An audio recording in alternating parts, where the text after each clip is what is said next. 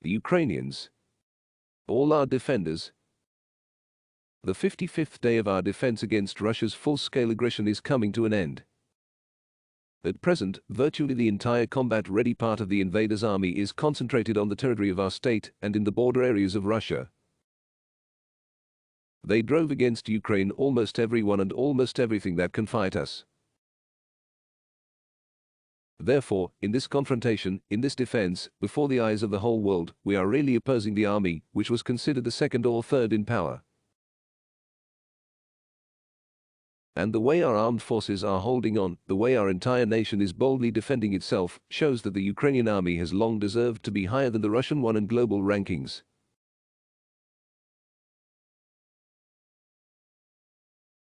If we had access to all the weapons we need, which our partners have and which are comparable to the weapons used by the Russian Federation, we would have already ended this war.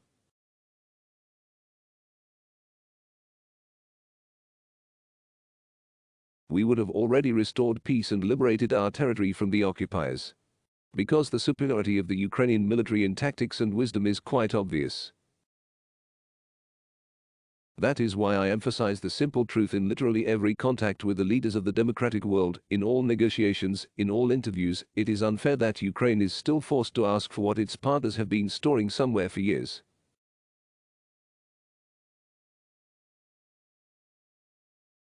If they have the weapons that Ukraine needs here, needs now, if they have the ammunition that we need here and now, it is their moral duty first of all to help protect freedom.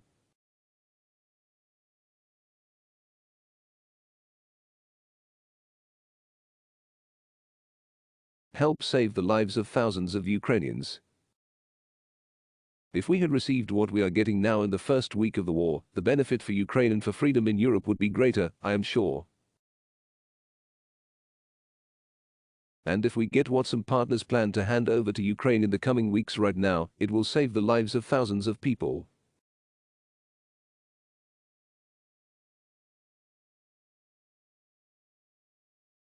I hope that the partners will hear this thesis and understand that every day matters. Any delay in helping Ukraine gives the occupiers an opportunity to kill more Ukrainians. The intensity of fire by Russian troops in the Kharkiv direction, in Donbas and in the Dnipropetrovsk region has increased significantly. They still consider ordinary housing infrastructure normal targets for them. In this war, the Russian army will forever inscribe itself in world history as perhaps the most barbaric and inhuman army in the world.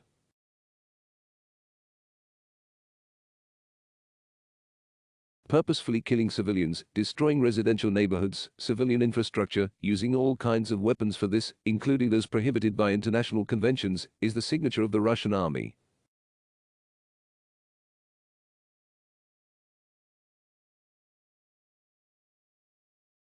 And this is vileness, which will mark the Russian state as a source of absolute evil for generations. And when a special tribunal is set up to convict all those guilty of war crimes, a Russian passport will mean only one thing in any country: unequivocal condemnation from all decent people, unequivocal unwillingness to cooperate.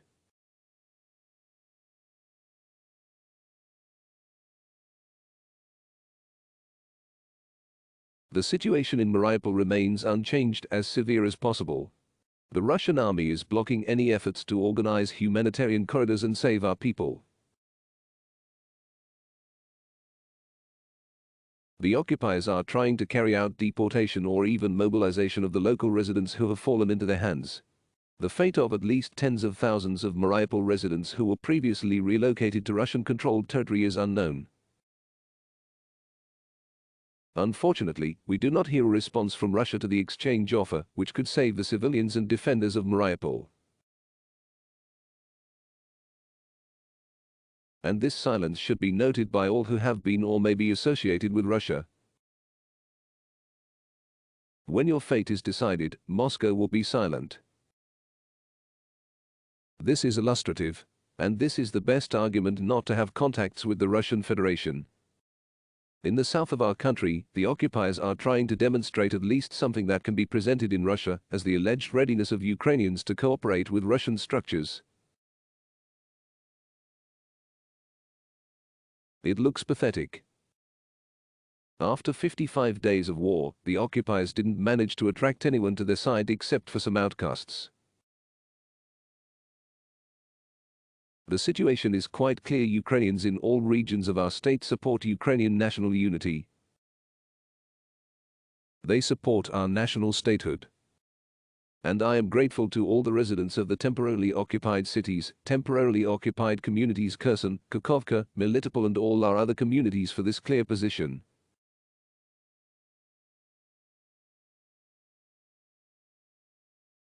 No cooperation with the occupiers. No support for the collaborators. The more principled we are, the more principled you will be, the sooner normal life will return.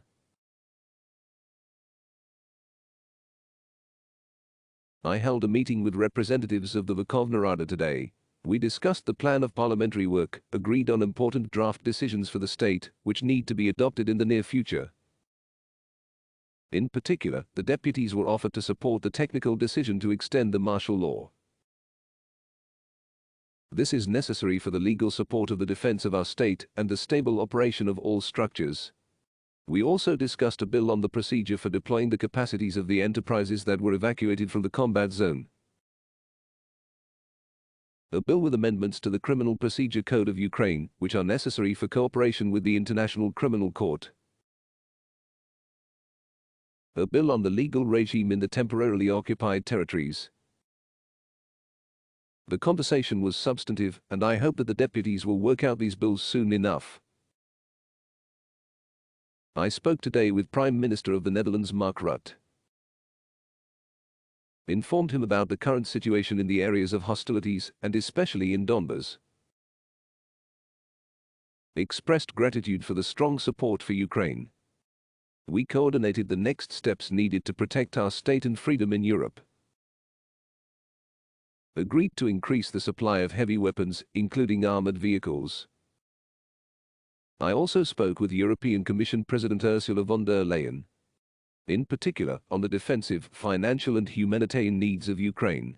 We are accelerating procedures so that Ukraine can move forward in European integration as fast as possible.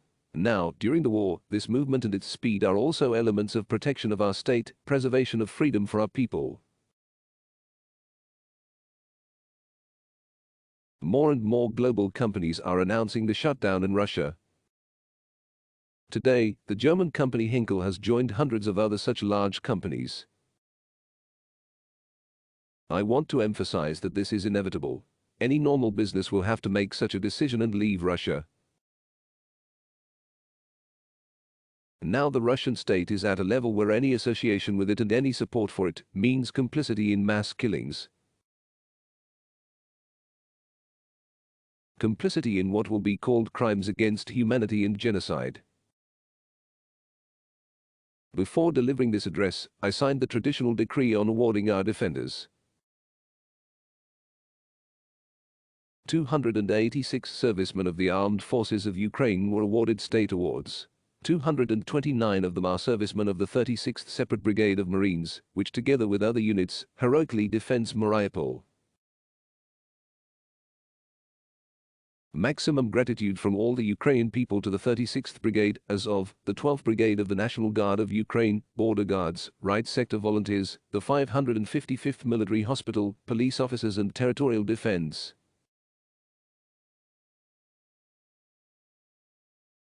Eternal glory to everyone who stood up for Mariupol, our entire state and the people of Ukraine. Eternal memory to everyone who died for Ukraine. Glory to Ukraine.